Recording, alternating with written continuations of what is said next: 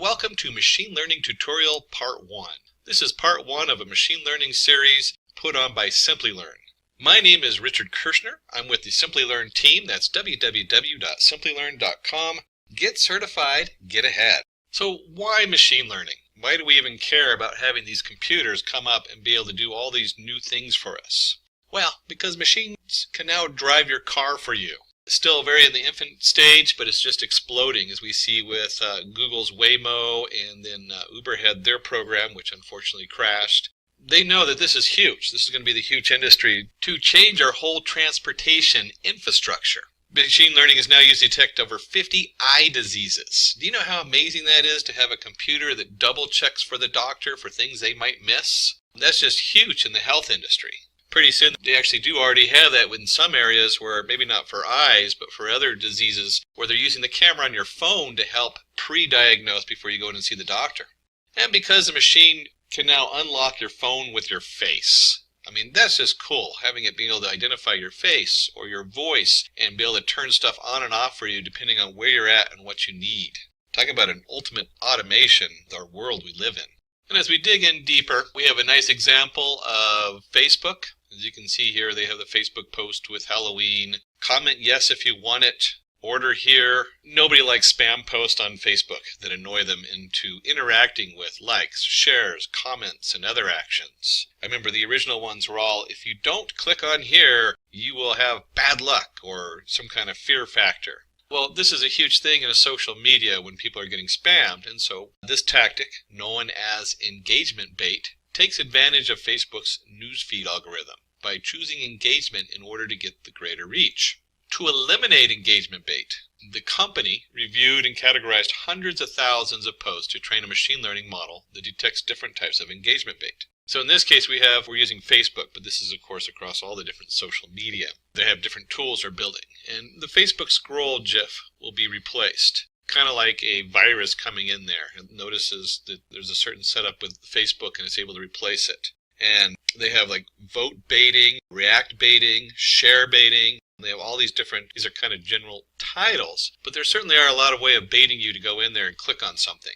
So they fed all this data was fed into the machine, and then they have the new post. The new post comes up that takes over part of the Facebook setup. And that's what you're looking at. You're looking at this new post that's replaced, like a virus has replaced that. So what Facebook did to eliminate this is they start scanning for keywords and phrases like this and checks the click-through rate. So it starts looking for people who are clicking through it without even looking at it, or clicking through it and it's not something that normally would be clicked through. Once Facebook has scanned for these keywords and phrases, it is now able to identify the spam coming in. And this makes your life easier, so you're not getting spammed. It's not like walking through an airport, and in a lot of countries you have like hundreds of people trying to sell you timeshare.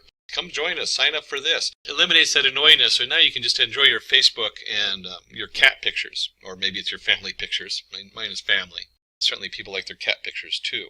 Another good example is Google's DeepMind project AlphaGo. A computer program that plays a board game Go has defeated the world's #1 Go player, and I hope I say his name right, 𝐾𝐬𝐬.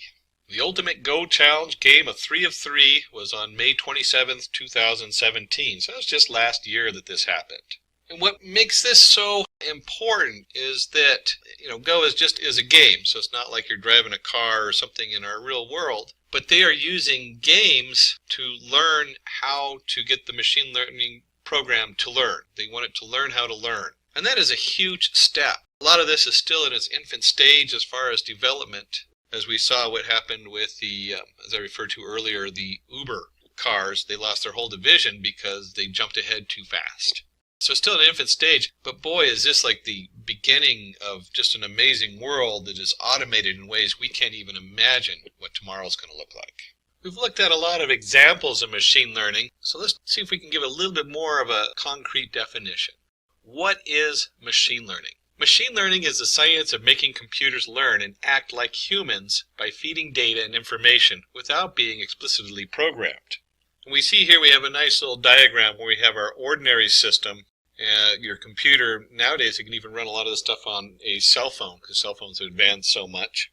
And then with artificial intelligence and machine learning, it now takes the data and it learns from what happened before. And then it predicts what's going to come next, and then really the biggest part right now in machine learning that's going on is it improves on that. How do we find a new solution? So we go from descriptive, where it's learning about stuff and understanding how it fits together, to predicting what it's going to do, to post-scripting, coming up with a new solution. And when we're working on machine learning, there's a number of different diagrams that people have posted for what steps to go through. A lot of it might be very domain specific. So if you're working on photo identification versus language versus medical or physics, some of these are switched around a little bit or new things are put in. They're very specific to the domain. This is kind of a very general diagram. First, you want to define your objective. Very important to know what it is you're wanting to predict. Then you're going to be collecting the data. So once you've defined an objective, you need to collect the data that matches. You spend a lot of time in data science collecting data, and the next step, preparing the data. You got to make sure that your data is clean going in. There's the old saying, bad data in, bad answer out, or bad data out. And then once you've gone through and we've cleaned all this stuff coming in, then you're going to select the algorithm. Which algorithm are you going to use? You're going to train that algorithm. In this case, I think we're going to be working with SVM, the support vector machine. Then you have to test the model. Does this model work? Is this a valid model for what we're doing? And then once you've tested it, you want to run your prediction. You want to run your prediction or your choice or whatever output it's going to come up with. And then once everything is set and you've done lots of testing, then you want to go ahead and deploy the model.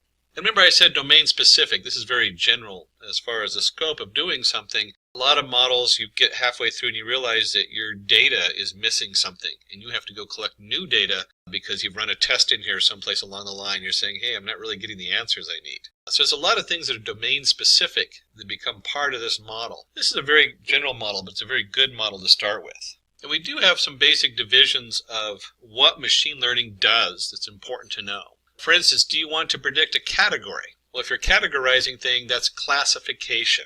For instance, whether the stock price will increase or decrease. So in other words, I'm looking for a yes-no answer. Is it going up or is it going down? And in that case, we'd actually say, is it going up? True. If it's not going up, it's false, meaning it's going down. This way, it's a yes-no, 0, 1. Do you want to predict a quantity? That's regression. So remember, we just did classification. Now we're looking at regression. These are the two major divisions in what data is doing. For instance, predicting the age of a person based on the height, weight, health, and other factors. So based on these different factors, you might guess how old a person is. And then there are a lot of domain-specific things, like do you want to detect an anomaly? That's anomaly detection.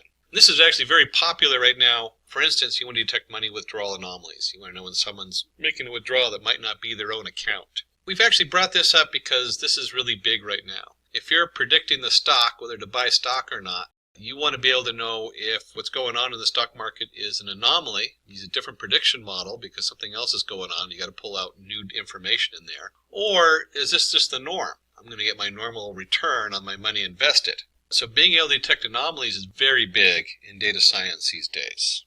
Another question that comes up, which is on what we call untrained data, is do you want to discover structure in unexplored data?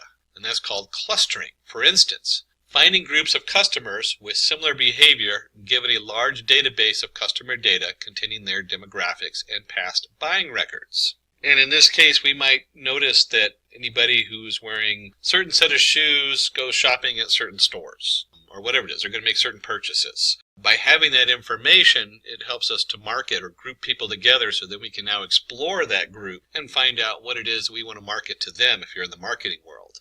And that might also work in just about any arena. You might want to group people together, whether they're based on their different areas and investments and financial background, whether you're going to give them a loan or not. Before you even start looking at whether they're a valid customer for the bank, you might want to look at all these different areas and group them together based on unknown data. So you don't know what the data is going to tell you, but you want to cluster people together that come together.